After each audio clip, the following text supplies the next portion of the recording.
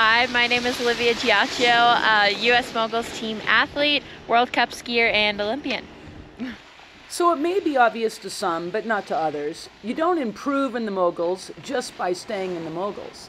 And you don't become the world's best in the moguls just in the moguls. You got to work on fundamentals. And that's what we're going to get a little bit of here today. When you have a wider stance, that's called train tracks, but it's the same thing, focused on like that outside foot weight, pinky toe on edge, and then transitioning and making sure that you're on your outside foot on each side and kind of dropping your knees to the inside. And that's ideally also like what a mogul turn feels like. And you're obviously not going to get to that extent of knee roll in the moguls, but you are going to have that little bit of knee roll to the inside on every turn. And the inside foot kind of moves forward there a little bit.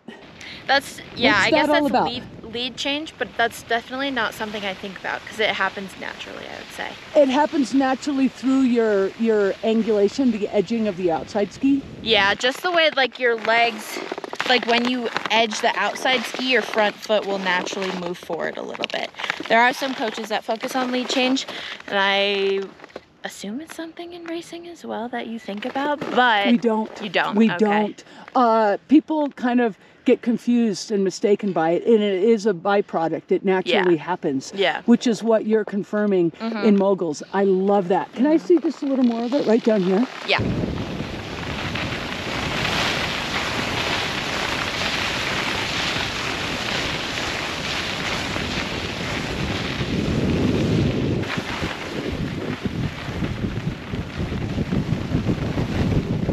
Best to do it like on a very flat spot or catwalk, because then when you're on the steeper, like that's when you start to bring like more of the actual turning and carving in, but I would say that's like the fundamental of it. Will you now go ahead, start with that and then bring that into the more of the carving on this pitch? Yeah. Awesome.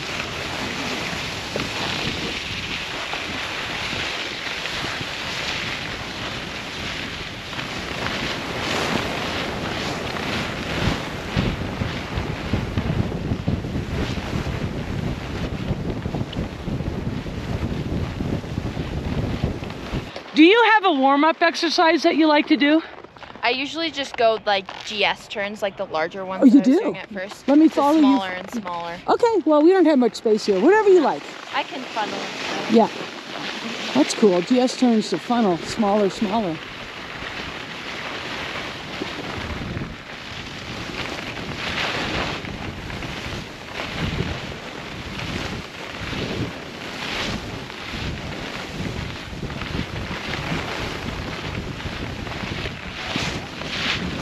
What a great exercise, that funnel. Yeah. Right? That's a good one. Can I follow you making a few turns here? Yeah, sure. All right, let me follow. Your warm up.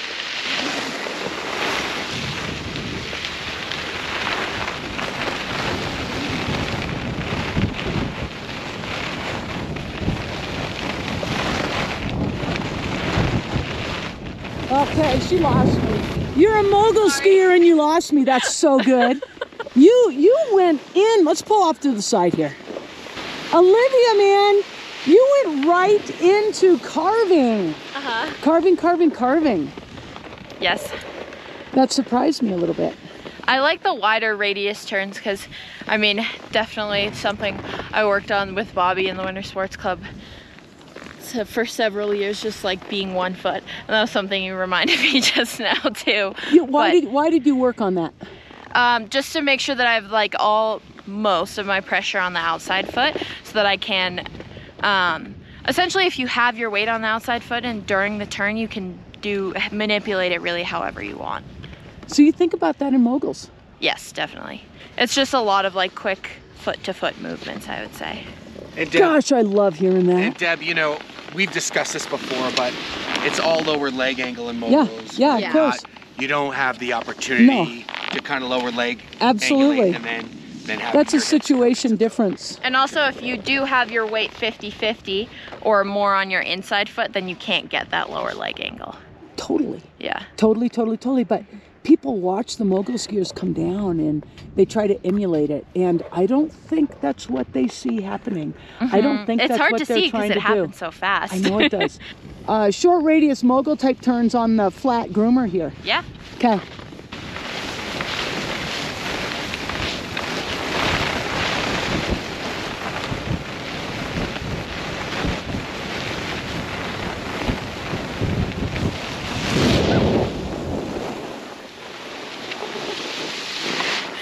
Nice. I love it. You're so intentional with your upper body posture. Yeah. Has to be another that, big thing. huh? I mean, in moguls, like that upper body, if it's not under control, it's going to throw you off. Yes. Yeah, definitely. You just mileage. I'm gonna go in front of you. You ski right towards me. Okay. Come right up close.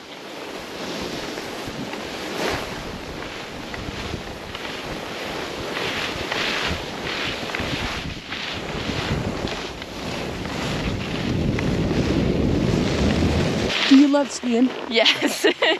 Yeah, this fresh groom is so nice. It's so good, heavenly. What do you think?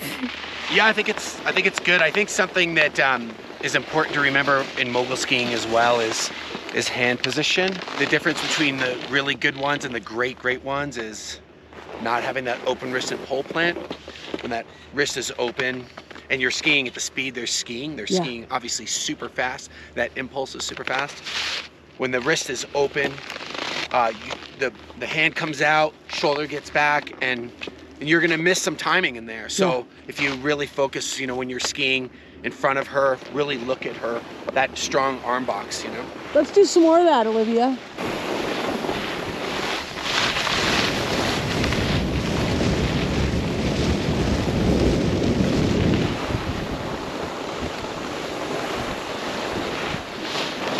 I'm curious, the recreational moguls, the moguls that are built by all of us skiing them versus the professional grade moguls that you're used to.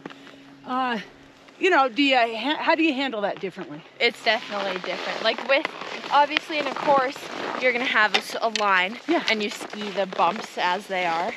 But here you kind of like pick out zipper lines and see where you want to ski. But it's really wherever you want to go. And then it depends on the conditions, but here, like the way the bumps are here, and it's a bit flatter, I would definitely pick a zipper line. But like when it's just snowed and there's a ton of snow, sometimes I love doing like GS turns over the tops and stuff too. Yeah. Because that's where no one skis also. Do you enjoy skiing recreational bumps? Yeah. You do? I didn't used to, but yeah, I definitely do, especially when they're soft.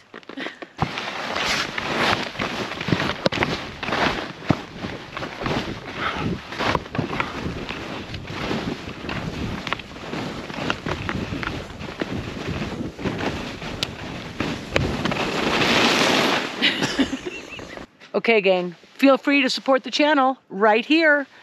See ya.